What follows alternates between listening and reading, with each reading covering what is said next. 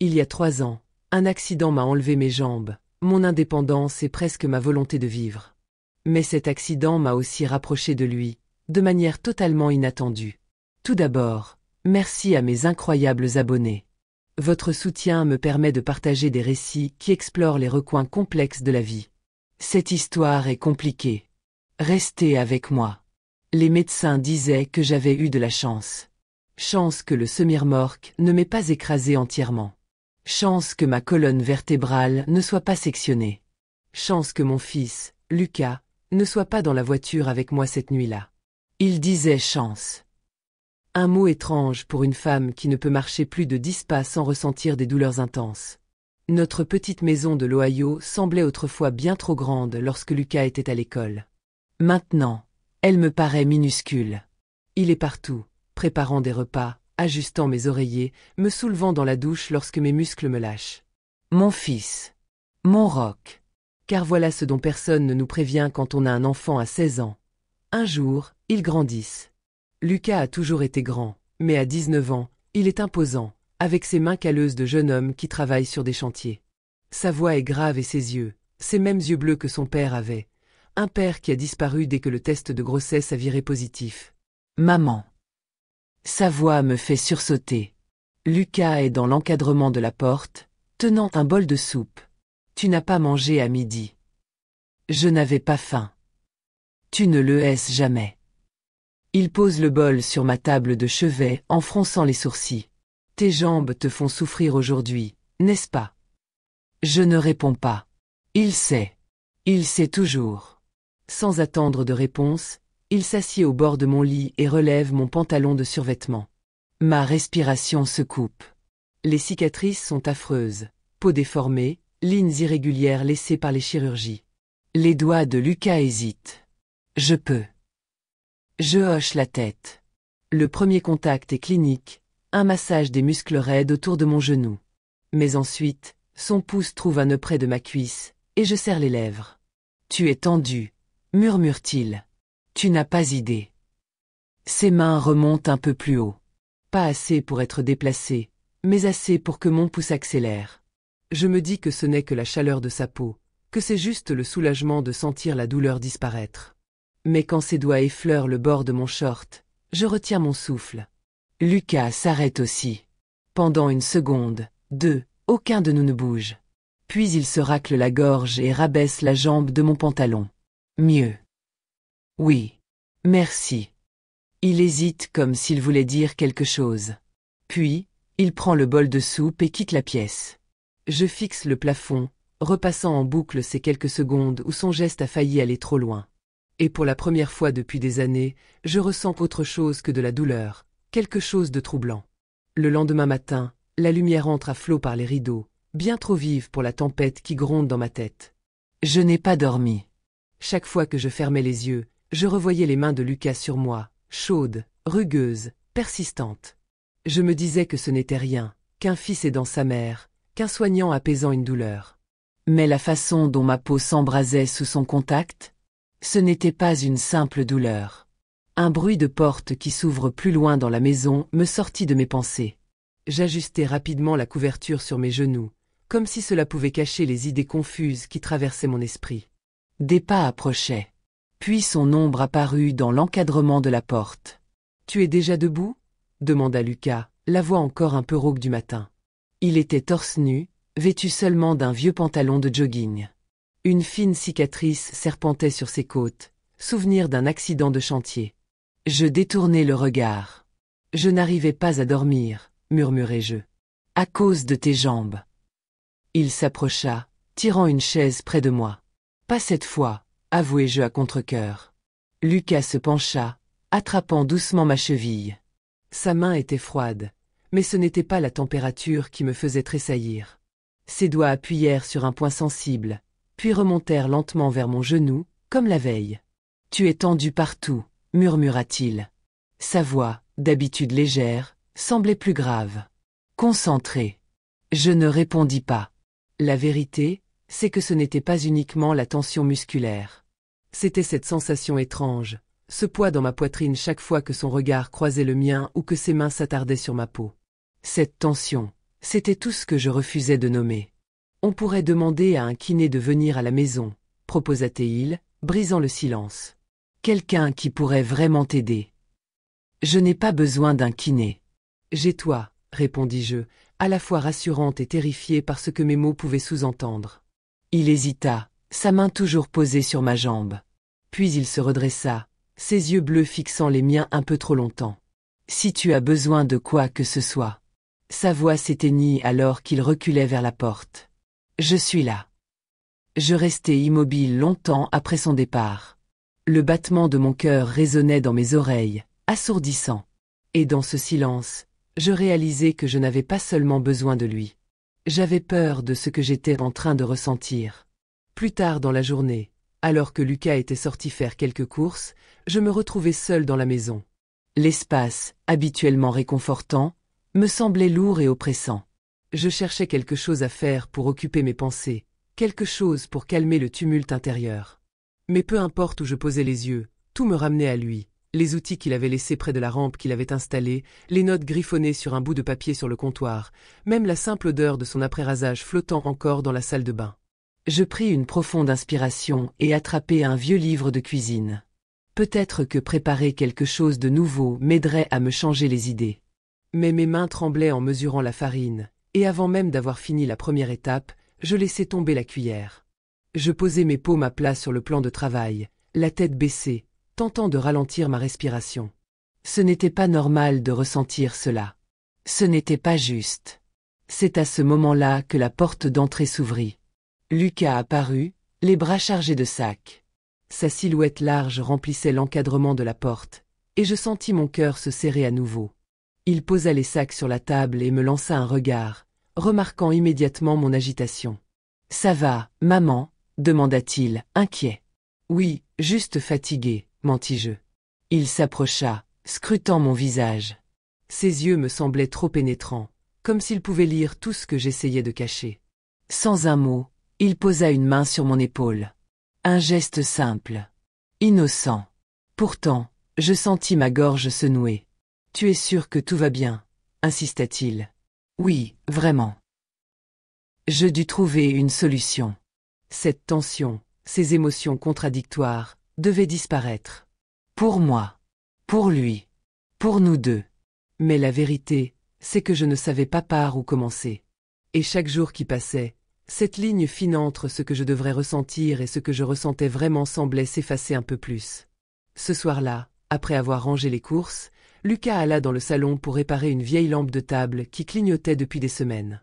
Je le regardais à distance, occupé à ajuster les fils avec une concentration qui ne me semblait pas inhabituelle, mais qui prenait une toute autre signification dans mon esprit embrouillé.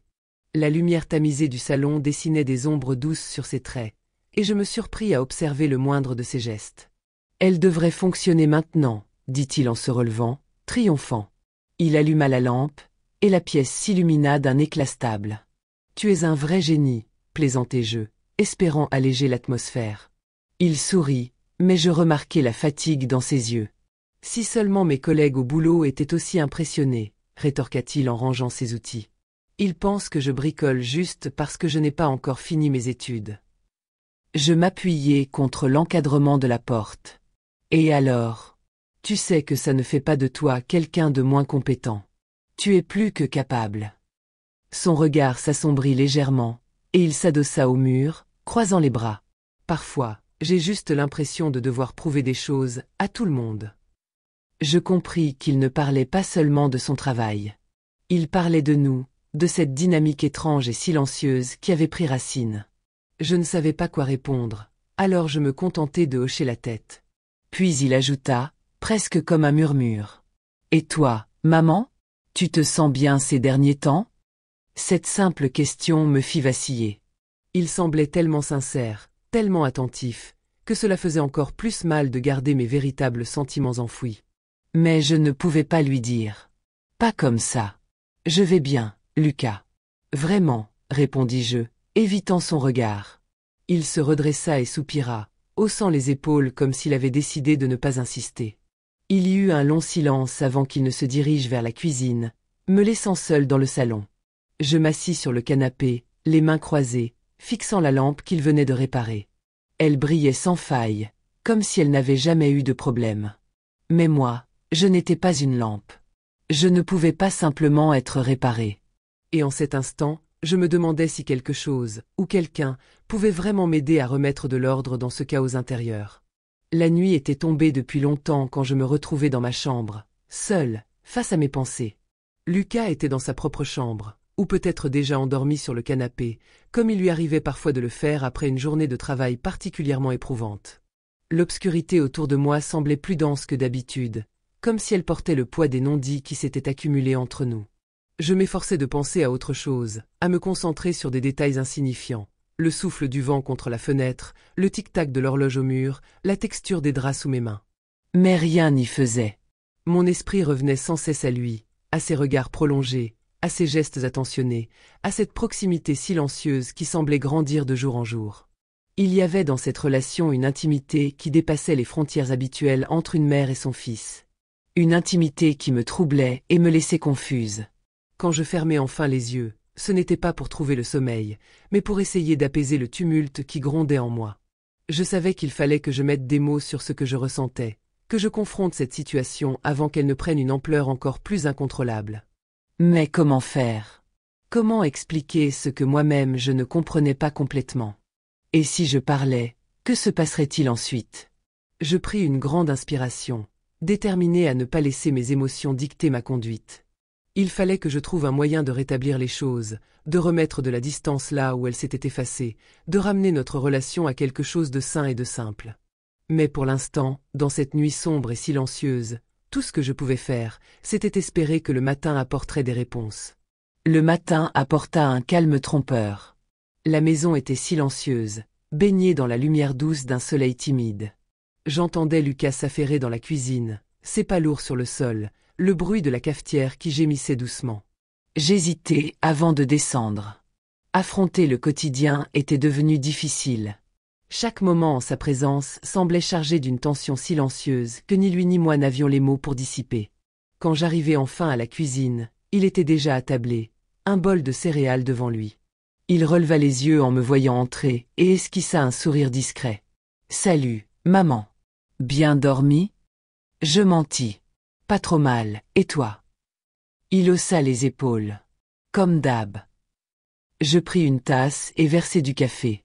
La chaleur de la céramique contre mes mains me rassurait, mais le silence entre nous était assourdissant. Je savais qu'il me regardait.